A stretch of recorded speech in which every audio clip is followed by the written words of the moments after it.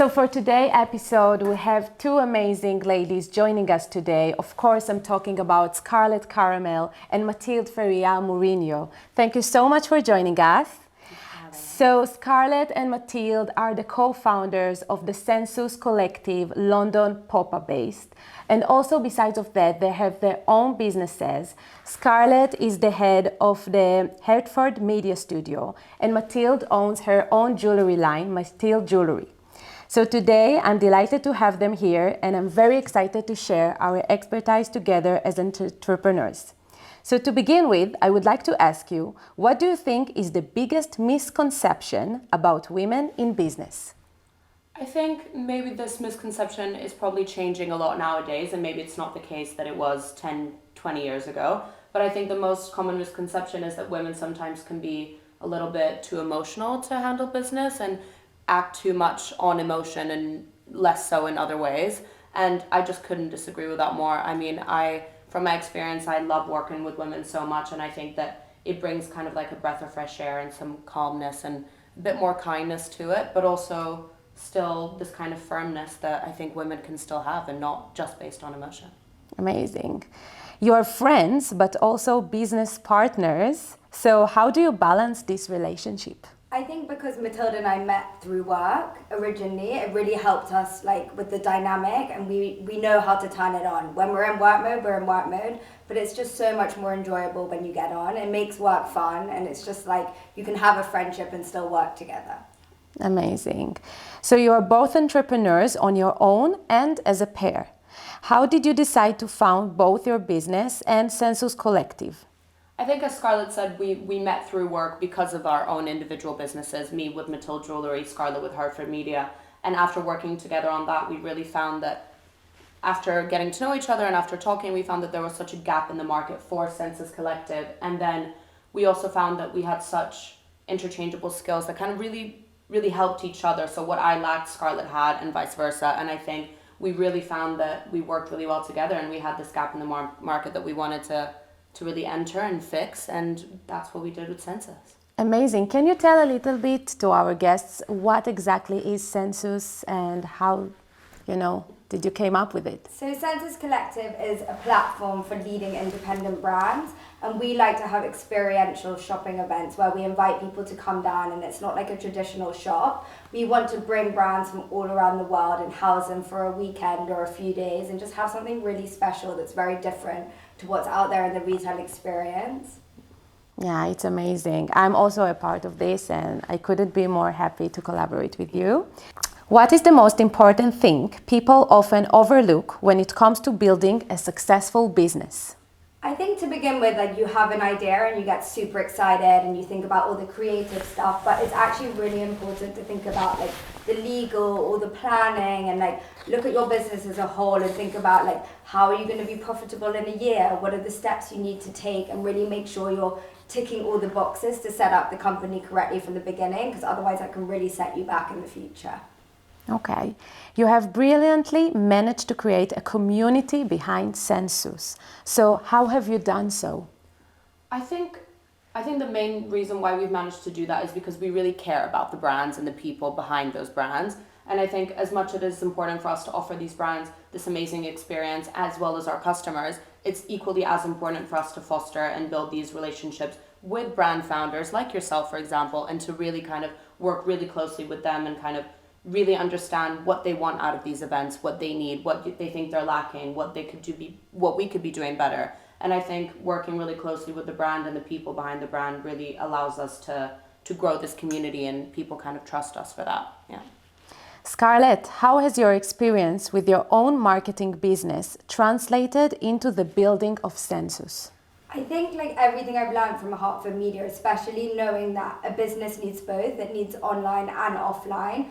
And it's really important, the skills that I use to build brands for Hertford Media has really helped us with Sensus, because we really cared first about like how the brand looks. We wanted Sensus Collective to feel like a brand, and then other brands can sit within it, but it still has its own identity on its own. Amazing. So Matilde, this one is for you. Considering that nowadays there are not so many jewelry brands out there, what do you think is your brand's unique selling point? I I mean, I think there's several ways that you can look at that question. I think our values have always been those of sustainability, of ethics, and of transparency. And I think that that's a really big focus for us to really constantly be transparent with our customers and keeping them as involved as possible throughout the whole process of where does their jewelry come from, how does it start, and how does it end up in their hands. And I think on top of that, we don't follow trends. We're not dropping collections for the sake of dropping collections. Everything is really mindful and really considered, and it's really all about building like a capsule jewelry box that you will have forever, and it's like these core pieces that you can just continue to build on. Amazing. What is one thing you look into a brand having for it to be admitted into Sensus? I think firstly, product, obviously. We want to make sure the product is amazing and really high quality. But I think also it's like the way the brand looks. Like we know instantly when a brand is like a Sensus brand. Like Matilde and I would just be like, yeah, that works. But we also know instantly when a brand will work. We want to find products that are individual brands that are really cool and cult and coming up. So I think, we definitely have a criteria that we want the brand to sit in. Yeah. Amazing. What has been your favorite item you have spotted in the latest pop-ups? Ooh, that's a really hard question. I think like everything is everything. I think what's really interesting is that what we see in the pop-ups, and then what it kind of makes us think like, okay, what are we missing? What would we want? And then it's really exciting for us to work with brands and kind of create exclusive products for Sensus, kind of based on those things that we love, but also how could we make it better? What are we missing? For sure. And that's really exciting for us to do with brands. Yeah. Exactly. Amazing. This one is spicy. Are there any spoilers you can give us from any upcoming Sensus Collective projects? Ooh. Well, we're working on December pop-up, which is going to be amazing. Yeah. We're super excited about. We've already got some incredible brands, so everyone's got to stop in, and we'll be posting on our socials closer to the time with all the details. Yeah. And I think, sorry to interrupt you, but I think what's really important for us is that every event is a step up from the last one. And I think we can really, really see that in the last few events that we've done. And I think that will be really visible for our next one. And we can't wait for everyone to come down and see it. I can't wait for it as well.